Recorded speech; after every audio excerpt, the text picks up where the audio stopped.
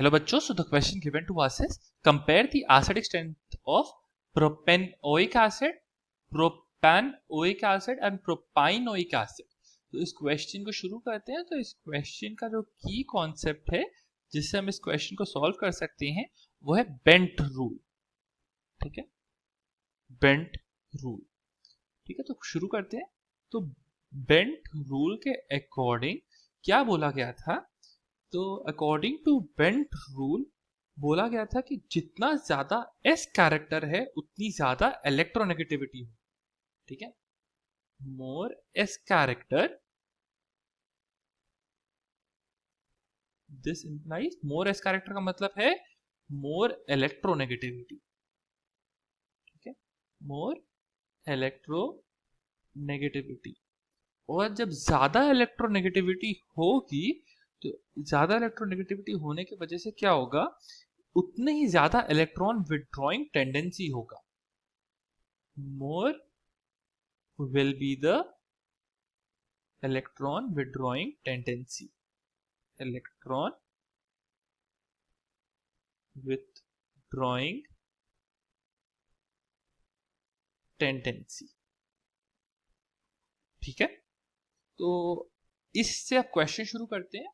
हमें पहले देखना पड़ेगा कि हम इलेक्ट्रॉन विड्रॉइंग टेंडेंसी को एसिड से कैसे रिलेट करें कि किसमें ज्यादा एसिडिक स्ट्रेंथ होगा।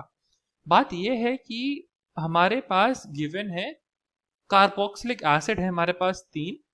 तो अगर हमारे पास कोई भी कार्बोक्सिलिक एसिड होता है, मान लो हमारे पास COOH ही होगा एंड में। ठीक है, तो जब इसका H पॉजिटिव निकलेगा तो हमारे पास बचेगा COO नेगेटिव। ठीक है, तो जब हमारा जितने जल्दी ये H पॉजिटिव निकल रहा है, फास्टर निकल रहा है, फास्टर H पॉजिटिव निकलना मतलब वो स्ट्रॉन्ग एसिड है। स्ट्रॉन्ग एसिड है, और किसी भी अगर किसी के पास इलेक्ट्रॉन विड्रॉइंग टेंडेंसी ज्यादा है, मतलब वो इलेक्ट्रॉन को जल्दी अपने तरफ विड्रॉ कर पा रहा है, इसका मतलब क्या है कि वो स्ट्रॉन्ग एसिड होगा। ठीक है, क्योंकि H पॉजिटिव को अपनी तरफ अगर वो खींच रहा है, मतलब क्या है कि वो इलेक्ट्रॉन को अपनी तरफ विड्रॉ कर रहा है। तो इस बात पे हम कंक्लूड करेंगे कि जिसके पास ज्यादा परसेंटेज S कैरेक्टर होगा, लिख लेते हैं, more percentage S character, वो क्या करेगा, it will have more electronegativity, it will have more electronegativity।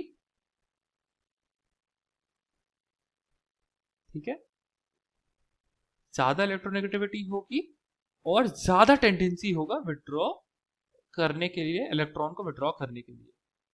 More tendency to withdraw electron, tendency to withdraw electron. तो अगर हम क्वेश्चन को शुरू करें तो हमारे पास प्रोपेनोइक एसिड और प्रोपाइनोइक एसिड है। तो हमारे पास इनके स्ट्रक्चर्स बनाए तो हम लोग बना लेते हैं CH3 CH2 COOH, ये है प्रोपेनोइक एसिड। ठीक है, एसिड।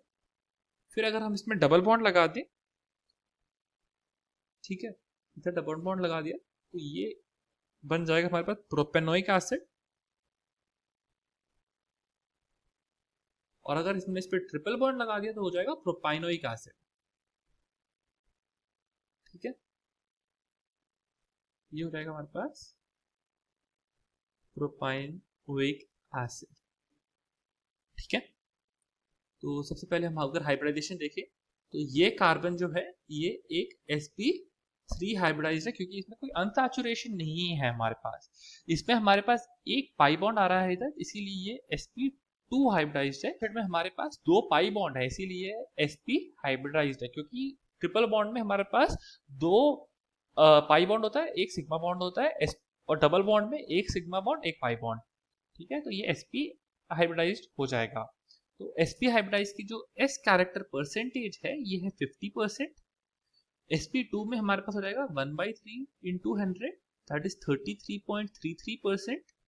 और sp3 में हो जाएगा 1/4 इंटू 100, दैट इज 25%। तो इसे हम बोल सकते हैं कि percentage S character propanoic acid का ज्यादा है, इसीलिए ये ज्यादा एसिडिक होगा देन प्रोपेनोइक एसिड, और प्रोपेनोइक एसिड का एसिडिक कैरेक्टर ज्यादा है प्रोपेनोइक एसिड का, इसीलिए वो ज्यादा एसिडिक होगा उसके कंपैरिजन में। तो हमारा आंसर आएगा, इधर हो जाएगा प्रोपेनोइक एसिड, इसकी ज्यादा एसिडिक स्ट्रेंथ है as compare to propanoic acid, इसकी ज्यादा एसिडिक स्ट्रेंथ है as compare to propanoic acid. ठीक है, तो हमने एसिडिक स्ट्रेंथ कंपेयर कर ली। Hope you understood it well, best of luck.